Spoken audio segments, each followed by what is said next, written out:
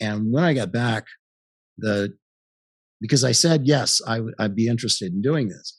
But when we got back, the psychologist went in to see Colonel Lackey and tell him what had happened and that I was leaving, going to be reassigned. And Colonel Lackey went through the ceiling, as did Bob Glass, the other colonel. They were really upset that I was going off to that. And it brought me in. And as I said to you, it was like a stereo ass chewing, from two senior officers, just one right after the other, kind of machine gunning me. And they were saying things like, you have no idea what you've decided to do. You have no idea. You are ruining your career. You will never wash the stain of this off. If you go there, this is nothing but an organization of misfits and freaks.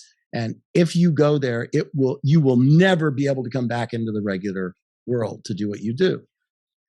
To which I heard all of that and I understood it, and I made them forgive me for my decision. But something had happened in Jordan that I just needed to find the answers to about that. And this might be the way for me to do that. So very reluctantly, they signed the transfer orders for me to move to my second special access program, which was at that time codenamed Real Flame or Sunstreak when I came into it. And I started my training program to become a remote viewer, a psychic spy for the U.S. government. Now, when you first got started, how did they integrate you into the program? Well, when you come in, they kind of reintroduce you to people. They don't really say what you're going to be doing, but what they do is take you over to a file safe, again, one of those big file safes, and they open it up and they go, I was told by Dames, he said, okay, this is the historical file safe, meaning everything that has anything to do with from the day that the CIA found out that the Chinese were gathering together clairvoyant children to try to create some sort of intelligence cell using clairvoyant children, that sparked, the contract, the sole source contract to SRI, and it sparked a lot of other things. So this was Gondola Wish, right? Where they were looking at adversaries' use of ESP, paranormal, and other techniques to gather intelligence, I think. It could be that's that nickname, as they're called, or code names. They're actually in the regulation or in the manual called a nickname, and then AKA code names. And so I am aware of Gondola Wish. I'm not sure precisely what Gondola Wish was about, but it very well could have been. This was a time, when they're talking about that, the development of that. This was a time, again, we're out of Vietnam. This is post-Vietnam, pretty much. Mm-hmm. And everything was a mess. Our military was a mess. Our intel was a mess. The whole country was in a position the whole country was a mess. What are we going to do? How are we going to reshape ourselves and continue to be the world leader that we were supposed to be? How are we going to reshape our military after Vietnam, which some of the aspects of the military weren't so deeply touched, like maybe Air Force, maybe Navy pilots, maybe Navy brown water swift boat guys. I don't know. But certainly the Army was in shambles, drug addicted, disrespectful, insubordinate, everything. It was just apart. And I just happened to get into the Army around that, shortly after that time. And I just remember, as a lieutenant, one of the first things I ever had to deal with was some specialist in E4 picking up a rock and slamming it into the face of an E7 when the E7 told him to do something. I mean, I didn't know. I was like, what, how are we going to handle that? It was something I'd never heard of before. And I tried, anyway, that's a whole nother story, but I'm just trying to paint the picture of what the Army was like at that time. It was in a shambles, and it was a lot of people coming together trying to figure out, what are we going to do next? So everything to me it's not coincidental. It seems to me that there was some thing going into position here caused a lot of things to occur. You had this discovery that the Chinese were doing this.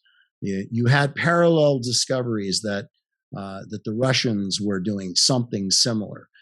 You had parallel discoveries of maybe the Germans and possibly the UK, and God knows what else, right? I mean, anybody could have been doing it because right. It seemed like a very inexpensive intel collection methodology. And if it was real, then that was powerful. So the director of the CIA at the time turned around to Gottlieb, who was the guy who actually ran the MK Ultra program, and directed. The first question was, "Are we working on anything like this?" So the answer was no. And the directive was, then we need to be working on something like this. And so a request for proposals went out. Request for proposal. I want to stop right there before we get into this, because I think this is a whole separate episode on the history of the roving program. Specifically for you, once you got started, how did they integrate you into the program? Okay, thanks for the azimuth correction again. Yeah, sorry about that. It's okay. It's a complicated historical picture, right? So it's easy to run off on different rabbit trails. So yeah, it's good. But to the audience, like, it's extremely intriguing, and I kind of didn't stop Dr. Morehouse very, very quickly because it was so intriguing. But fear not, it will be covered in the next episode. Yeah. Perfectly okay. So how was I integrated? So read the historical file. It pulled up the top file on the front of the first drawer. He said, when you get the last file on the bottom of the back drawer, come see me. And so that's what I did. It took me several weeks, 2 weeks at least, to pour over that stuff because I read very diligently and precisely because I didn't want to pass over things. But I mean, I saw some very weird, strange things in there that I just could not understand. Even being on some level a scientist and understanding certain things, right? I mean, I'm reading stuff that it doesn't compute. It doesn't matter. What was the strangest thing you saw when you go through those files? Remote viewing detector. That was. Oh, so it can be it can be detected. Well, I'm not sure that. I mean, from a physics perspective, you're talking about microvolts. But the explanation of the device, which was allegedly a Soviet device, and there was an actual picture of the device, and then a wire diagram of how the device was supposed to work, and the way, and with text, that was translated text explaining how the device was supposed to work.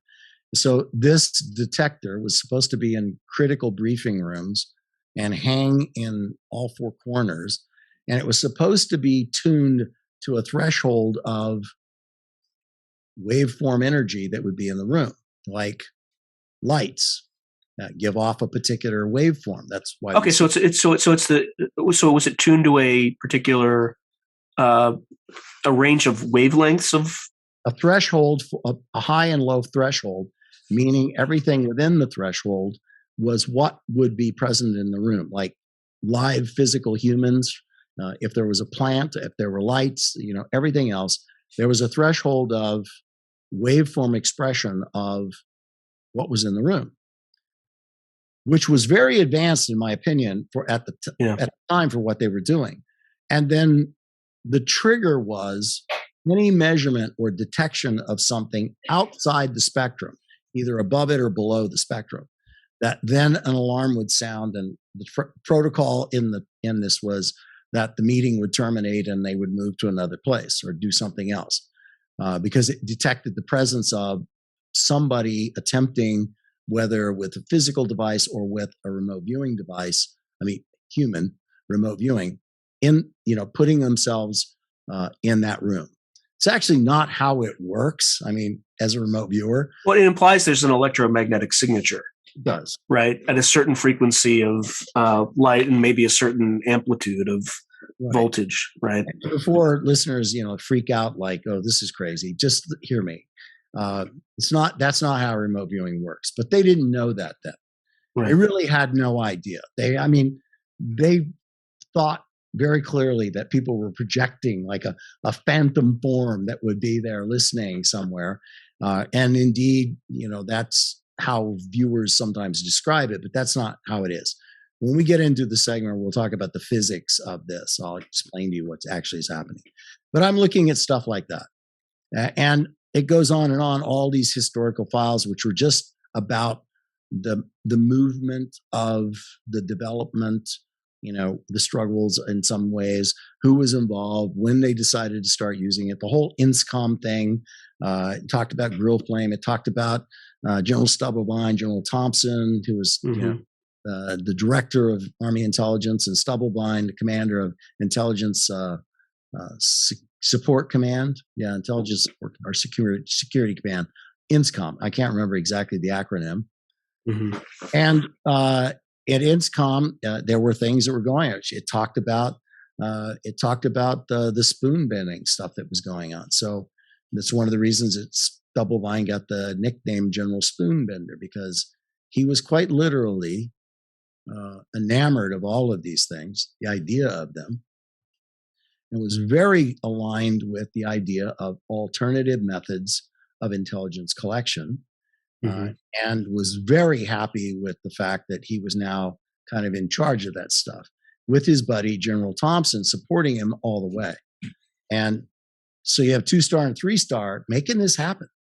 Yeah, it's very rare. By the way, it's very rare that somebody in that level would risk their reputation on something like this, but they did.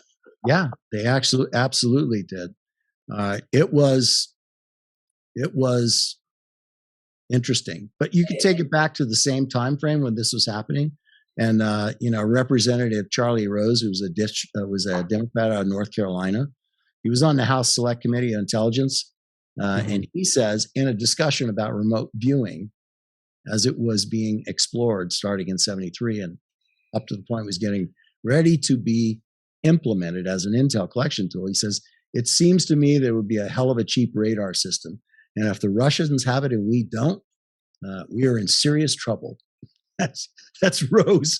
That was his. But here's Thompson says, "I never like to get into debates with the skeptics because if you don't believe in remote viewing, and if you don't believe it was real, you hadn't done your homework. We didn't know how to explain it, but we were so much interested, weren't so much interested in explaining it as in determining whether there was a practical use to it." And that was Thompson, the Army Assistant Chief of Staff for Intelligence, a 3-star Major General. So, I mean, these are, this was a really crazy stuff. Here's that's, to me, that was good stuff. That, you're reading things like that, these talks and quotes and carry on, but I know we're going to discuss this at a later time, but I want everybody listening to understand that this was developing at a time when so much was changing in the military and in the military across the board, and even in the political structure of the United States, and everything we were doing was changing in dramatic ways. And so this whole effort to explore whether or not psychic ability was real was developing at a very interesting time, a time where it was probably much needed and was more accepted than it ever would have been at any other time in the history of just military intelligence or CIA intelligence, national intelligence. But it also, correct me if I'm wrong, because my history is a little nebulous on this, but didn't was it the church hearings that happened with the CIA, where I guess during the Carter administration time period, the CIA lost a lot of flexibility in recruiting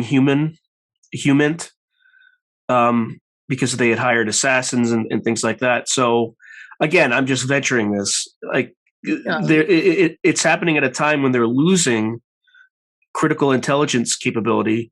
So the rationale or the willingness to accept anything that could help fill that gap would be heightened. Sure. But it's a church hearings, right? Am I getting that correct? I believe so. I mean, I honestly don't know. So I don't know, to be honest, Sean. I'm familiar with the term the church hearings, but at that point I was not sure. I don't know how that linked up to what the CIA was doing. back in the early 70s and up through, my time in the remote viewing unit, I saw when we were Rangers and my company was deployed down, along the Nicaraguan River to kind of be a show of force to Sandinistas that, hey, we're here and we're going to be doing stuff here, and don't screw with us. And we may come across the river, kind of an idea. I know that there were CIA all over the place. I mean, they're pretty obvious when you're down there and you see what they're doing and where they're doing it. I was down on a recon mission one time, just me and some of my officers, and some officers from another company were down there, and we had a helicopter and we were staying in a team house. And late at night, a helicopter came in and landed and sucked all the fuel out of the fuel bladder. And the pilots jumped up and ran out of the UH-1 we were with, ran out there, and it said it was a CIA helicopter. It was a civilian helicopter, landed and sucked all the fuel out of the bladder to fuel up their bird and take off. So we now had limited fuel resources. But so they were present and you saw them and you were knew what you were looking for, suspected it. They were obvious, but they were everywhere doing all kinds of things, and they were not necessarily always doing them well. So yeah, there were a lot of problems with stuff. So, but reading all of these files, that after I read the files and I said, okay, I'm thumbs up. I've read everything in there. They said, great. Well, it was like Thursday. We'll start your training on Monday. I said, is there, and you have to listen to this because I set this stage that I'm a trainer, right? I was trained by the finest trainer in the Army. And so not my invention. I just became what he was, as much detail as I could. So now I ask, is there a training POI? They went, oh no, there's no, there's not. Is there a training outline? Nope. Is there a manual that I should be looking at? A training manual? It kind of has the standards and tells me I'm going to be going. No, we don't have one of those. And I walk away, thinking, you've got to be kidding me. I mean, supposed to be training somebody to do this and you don't have anything like that? You have no outline, no notes, no anything. So I said, I went to Dames and I said, so how does this get trained? He goes, well, Gabrielle Pettingale is going to be your trainer. She's good.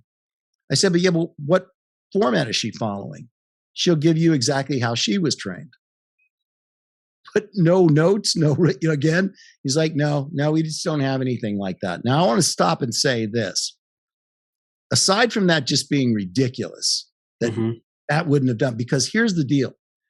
People in that organization had been there, some of them for 15 years. That's 3/4, right, of a military career. They've been there 15 years doing nothing but remote viewing in that unit. Others 8 years, some like 12 years. So it's like, I just kind of looked at it because I knew I'm passing through. I have no intention to drop anchor here and finish my career, which now that made sense to me. My Fern said everybody gives everything up to be here. Well, in retrospect, looking at it, it was an easy place to be. I mean, yeah, it was sometimes tough work, but you certainly weren't out in the field. You certainly weren't in a swamp somewhere, right? You certainly weren't closing on something, the enemy or something else. You were in a building going into an altered state of consciousness and spying on stuff. So yeah, I guess it was a cool place to be if you wanted to spend 15 years there, which was, to me, it was one of those unconscionable things. I just couldn't, as an Army officer, picture that. Anyway, we start my training on Monday, and Gabrielle Pettingale sits down with me. And I'm not sure how much detail you want me to go into with this, but I will tell you this, that I fought every step of the way with questions. What do you mean by that? How am I supposed to do that? When I probe, what's supposed to happen? What do you mean altered state of consciousness? On and on and on and on and on. I mean, I was probably the worst student they ever had. Why? Because I wanted to know the answer to everything, and no answers could be provided. The only person who even attempted to give me a quantum mechanical physics explanation of what was happening was Ed Dames. And he's a really smart guy, despite the fact that, he adopted the moniker of Dr. Doom some time ago, which was preposterous. He was a smart guy, spoke fluent Mandarin Chinese, spoke it, could read it, could write it. His two sons, Enoch and Aaron, are now physicists themselves, I think from the University of Washington. But, he's a smart cat. And I liked him when he was just there being what he was being. And, he tried, but he didn't have the lexicon he had not stopped to think about how to describe those things. These were people who just accepted that the ability existed somewhere and were willing to attempt to do it. And then whatever happened, it happened, and it didn't matter. No explanation was required. Hence the reason no training or program of instruction, no training outline, no manual. It was just a complete and total acceptance of, if you do this, then that'll happen. And if you do that, this will happen. And if this happens, you do something else, and back and forth. And I was just not the character to do that. I couldn't wrap my head around that. So after some pep talks by Mel Riley and some stories by him and other things, as well as Dames and of course Gabrielle, they could not explain to me how the coordinate process worked. So you can only imagine a person that has, thinking from a scientific perspective, that I don't understand what you're asking me to do. It's not grid. And just to clarify, by coordinate process, you mean the process where someone would give you two sets of 4 digits, and then that's about it, right? They wouldn't tell you anything else about your target. Right. Okay, but sorry, I didn't mean to interrupt. No, it's appropriate. Yeah, the coordinate processing, coordinate remote viewing. And, if I don't want to go down the rabbit trail of talking about where it actually developed, because it started at SRI International in the service of their contract, and they were using latitude and longitude. And one of the things in their testing of this and building of testing human ability, they didn't build remote viewing at all. Is that the one thing that their methodology and their experimentation kind of got questioned about was the fact when I think it was Paralabs and SAIC came in as auditors to audit their science and their protocols, methods. The CIA did that because the CIA recognized that there would be people questioning, right? And if you only have one researcher, it's easy to dismiss that one researcher. But if you bring in auditors to look at that researcher's work, if they give a thumbs up with minor corrections, well, okay, you're good, right? That's why that happened. And it happened multiple times throughout 20-year period of that contract. Yeah. And so their comment was, if you're using latitude and longitude and you keep doing that, and these viewers are looking at targets around here, that's what they're doing. They're not stupid. They recognize the latitude and longitude again. It doesn't matter how random you attempt to be at selecting a particular number for a particular box to open up, and another random number to select which envelope you're going to pull out of the box, that kind of stuff. And another random number to select who's going to go be the outbounder and who's going to be the monitor. None of that stuff matters if you're giving the viewer information about where they might be looking. Right. So if they start to recognize the latitude and longitude, then it's flawed experimentation, right? So stop that. So if you can't use lat long, can you use grid Mercator? No. Same thing would happen, right? Right. Ground pounders recognize, grid zones, etc.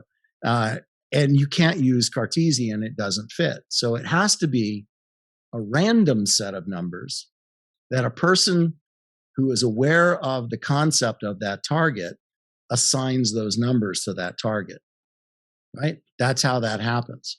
So But that was not explained to me then. I had that unraveled for me, after a year or so in the unit, that I started figuring it out myself. I mean, that book that you have, Remote Viewing, Complete User's Guide, that actually started off as like not a 399 page manual, but it started off as, I think it was like 230 to 250 pages. And I wrote that manual because Dr. Jack Verona, the chief scientist of the CIA, and Fern Gavin asked me to write the manual. Why? Because they knew I was a trainer, because I talked about it all the time.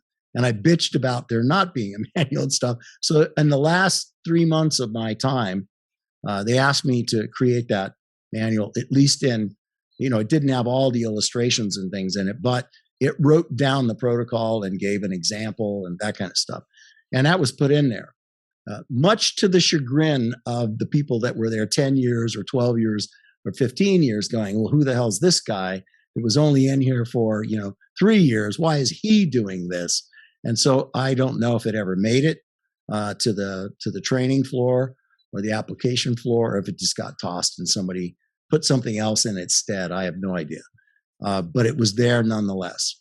If you enjoyed this video, please hit the like, subscribe, and notification buttons. Additionally, if you have any feedback, please put something in the comments below.